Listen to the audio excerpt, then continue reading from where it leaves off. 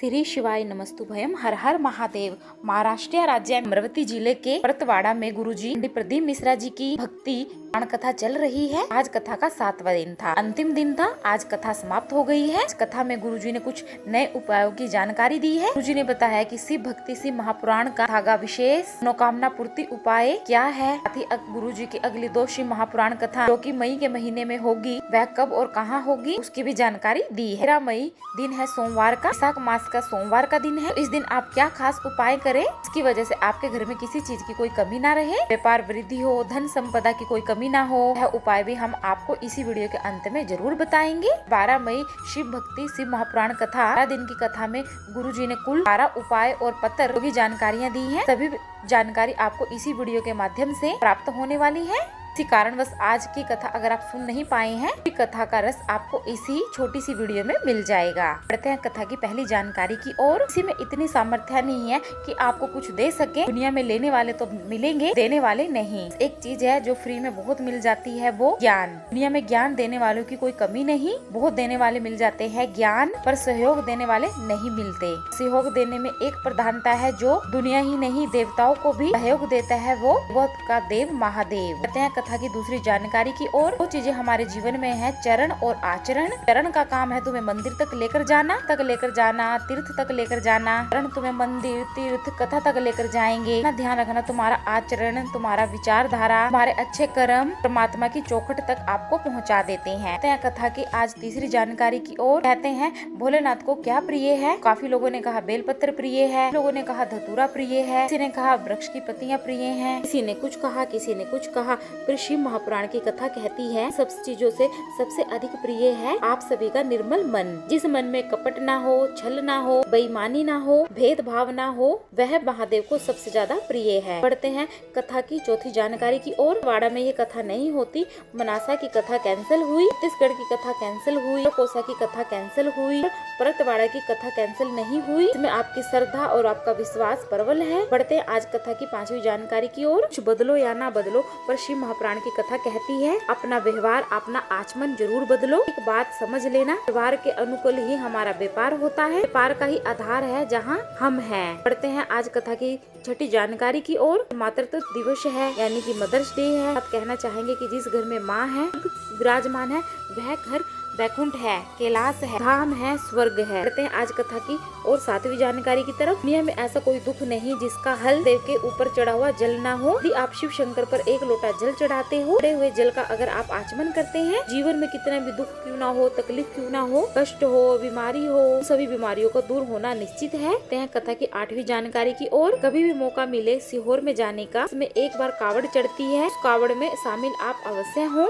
उन लोगों से अवश्य पूछे जिन लोगों ने सीहोर में कावड़ भरी है। 1 वर्ष पहले और अभी के वर्ष में जीवन में क्या बदलाव देखने को मिला है। तो कभी मौका मिले सावन के महीने में सीहोर की यात्रा जो 11 किलोमीटर की दूरी पे होती है, पूरा नगरी से कुर्वेश्वर धाम तक, उस यात्रा में आप अवश्य शामिल होए। कथा की 9वीं जानकारी की तरफ। एक निवेदन है, तीर्थ जाओ, केदारनाथ जाओ, कुर्वेश्वर धाम जाओ, केवल वहाँ घूमने के लिए ना जाओ, फोटो खींचने के लिए, सेल्फी लेने के लिए मत जाना। जाना है तो शिव को अपना बनाने के लिए, अपने हृदय में बैठाने के लिए जाना।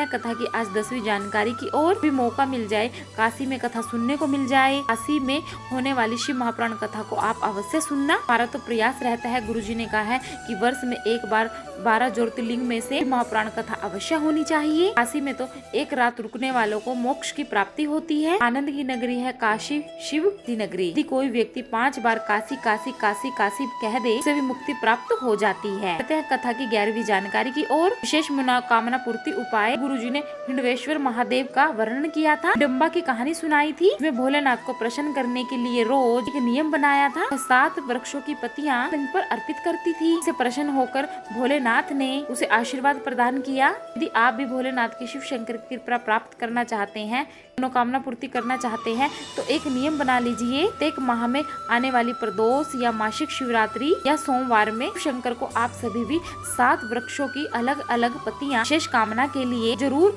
अर्पित करूंगा या करूंगी। ऐसा आप 5 बार करके जरूर देखें। शिव शंकर शंकर भोलेनाथ आपकी कामना अवश्य करेंगे पूरी। यह विशेष उपाय है आप कल 13 मई वैशाख सोमवार के दिन कर सकते हैं। कोई भी 7 वृक्ष की आप पत्तियां ले लीजिए, एक एक पत्ती एक एक अलग अलग वृक्ष की लेनी है करके आपको 7 वृक्षों की अलग अलग एक एक पत्ती ले लेनी है। 7 पत्तियां आपको शिवाय नमस्तुभ्यं बोलते हुए, अपने मन की कामना को बोलते हुए भोलेनाथ के शिव शंकर पर आप अर्पित कर दीजिए। कम से कम 5 सोमवार का नियम बना लीजिए, 5 प्रदोष का नियम बना लीजिए, 5 शिवरात्रि आप इस उपाय को कीजिए, इसका नियम बना लीजिए। देवों को देव महादेव आपकी कामना को जरूर पूरी करेंगे। आज की कथा की 12वीं जानकारी की ओर जी ने बताया, छत्तीसगढ़ में 2 शिव महापुराण कथा इसी मई के महीने में होने वाली है।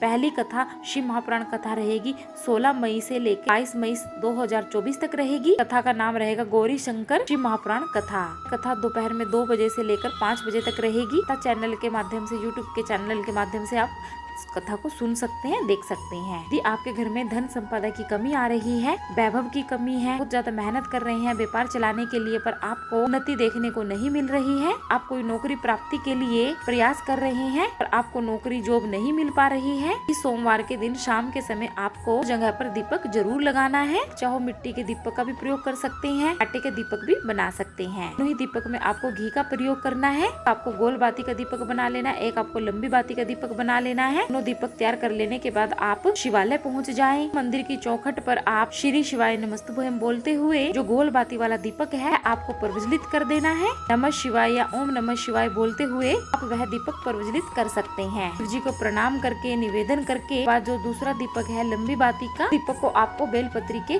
वृक्ष के नीचे लगाना है। पत्री के वृक्ष के नीचे आपको प्रदोष काल के समय में शाम के समय लगाना है। श्री शिवाय नमस्तुभ्यं बोलते हुए या नमः शिवाय बोलते हुए दीपक प्रज्वलित करने के बाद आपको बेल वृक्ष के पेड़ की थोड़ी सी रज, थोड़ी सी मिट्टी वहाँ से उठा लेनी है। मिट्टी को थोड़े से अपने व्यापार वाली जगह पर भी छिड़क सकते हैं, अपने घर पर उसका स्वास्तिक बना सकते हैं, अपने माथे पर उसका तिलक लगा सकते हैं। कि भर आपको वहां से लेकर आनी है। दोष काल के समय में माता लक्ष्मी बेलपत्री के वृक्ष के नीचे फुहारी लगाने आती हैं। वहाँ की रज उठाकर अपने घर में लाते हैं। लक्ष्मी का भी हमारे घर में आगमन हो जाता है। हमारे घर में धन संपदा के भंडार भरे रहते हैं, व्यापार में उन्नति देखने को ही मिलती है।